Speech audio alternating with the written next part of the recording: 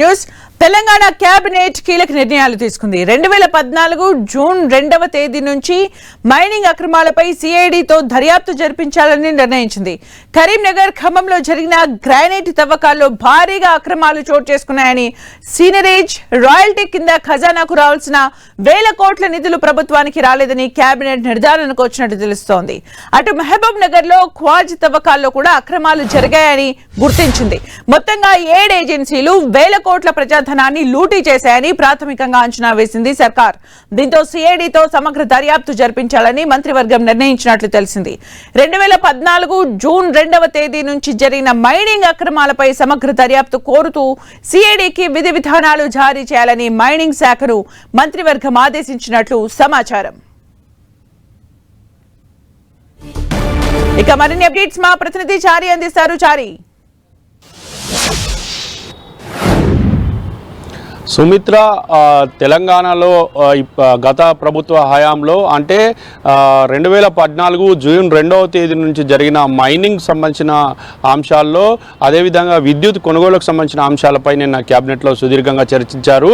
అయితే ఆ తేదీ నుండి ఇప్పటి వరకు ఈ మైనింగ్లో అక్రమాలు జరిగాయి అంటూ ప్రాథమికంగా గుర్తించిన సర్కార్ నిన్న క్యాబినెట్లో దీనిపైన సుదీర్ఘంగా చర్చించింది. కరీంనగర్, ఇటు అదేవిధంగా ఖమ్మం జిల్లాలో మైనింగ్ సంబంధించిన అక్రమాలు పెద్ద ఎత్తున చోటు చేసుకున్నాయని గుర్తించిన ఇటు రాష్ట్ర ప్రభుత్వం దీనికి సంబంధించి పూర్తిగా ఏ విధంగా ముందుకు వెళ్ళాలనే దానిపైన చర్చించిన తర్వాత ఇందులో ఏదైతే కరీంనగర్ ఖమ్మంలో గ్రానైట్ తవ్వకాల్లో భారీగా అక్రమాలు చోటు చేసుకున్నాయని, సినరేజీ అదేవిధంగా రాయల్టీ కింద రావాల్సిన కోట్ల రూపాయల పెనాల్టీలు ప్రభుత్వానికి రాలేదని గుర్తించారు.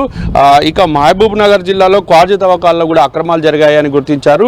వీటన్నిటిపైన ఇక సిరిసిల్లలో భారీగా ఇసుక తవ్వకాలు జరిగినప్పటికీ ప్రభుత్వ ఖజానాలకు కట్టాల్సిన ట్యాక్సులు నిధులు రాలేదని చెప్పేసి కూడా గుర్తించారు. మొత్తంగా 7 ఏజెన్సీలు వేల కోట్ల రూపాయలను కొల్లగొట్టాయని చెప్పేసి ఇందులో గుర్తించి దీనికి అనుగుణంగానే సిఐడి చేత సమగ్ర విచారణ జరిపించాలని నిన్న క్యాబినెట్లో నిర్ణయించినట్టుగా తెలుస్తోంది. ఈ మేరకు సంబంధిత శాఖకు విధి విధానాలు ఖరారు చేస్తూ సిఐడికి ఆదేశించాలని కూడా ఒకవైపు రాష్ట్ర ప్రభుత్వం నిన్న క్యాబినెట్లో నిర్ణయం తీసుకుంది. మొత్తానికైతే ఒకవైపు దీంతో పాటు విద్యుత్ డిస్కామ్లకు సంబంధించి బిల్లులకు సంబంధించిన విషయాలు, బకాయిలకు సంబంధించిన విషయాలపైన చర్చించిన క్యాబినెట్, అదేవిధంగా విద్యుత్లో కూడా అక్రమాలు చోటు చేసుకున్నాయనే విషయాలపైన కూడా చర్చించారు. దీనికి సంబంధించి కూడా ఒకవైపు విద్యుత్ అంశాలపైన కూడా సమగ్ర దర్యాప్తు జరిపించాలని, విద్యుత్ కొనుగోలు ప్లాంట్ల నిర్మాణంపై సిబిఐ దర్యాప్తు దిశగా అడుగులు వేయాలని కూడా నిన్న నిర్ణయం తీసుకున్నట్లుగా సమాచారం అందుతుంది. మొత్తానికి ఇక కేంద్ర ప్రభుత్వం విద్యుత్ సంస్కరణలో భాగంగా కేంద్ర ప్రభుత్వం తెచ్చిన పథకాల్లో చేరేందుకు నిన్న క్యాబినెట్లో ఆమోదం తెలిపారు. ఇక ఇందులో వ్యవసాయేతర విద్యుత్ కనెక్షన్లకు సంబంధించి స్మార్ట్ ప్రీపెయిడ్ మీటర్లను అమర్చాలని దీనికి ఇందులో క్యాబినెట్ నిర్ణయం తీసుకుంది. దీంతోపాటు లైఫ్ సైన్స్, ఫార్మా, మెడికల్ రంగాల్లో 2.4 లక్షల కోట్ల పెట్టుబడుల లక్ష్యంగా రాష్ట్ర ప్రభుత్వం ముందుకు పోతుందని దీనికి సంబంధించిన నిర్ణయం తీసుకున్నారు.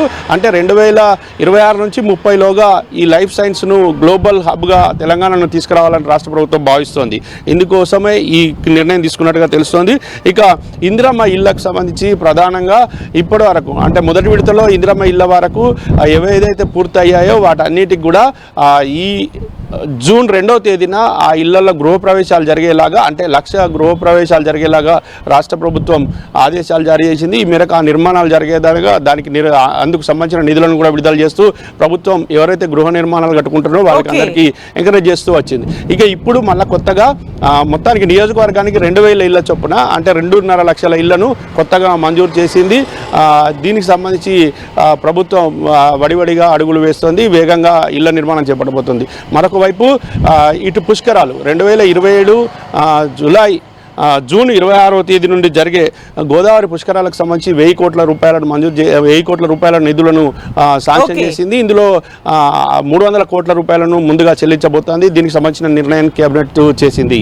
Sumitra, thank you Chari for the updates.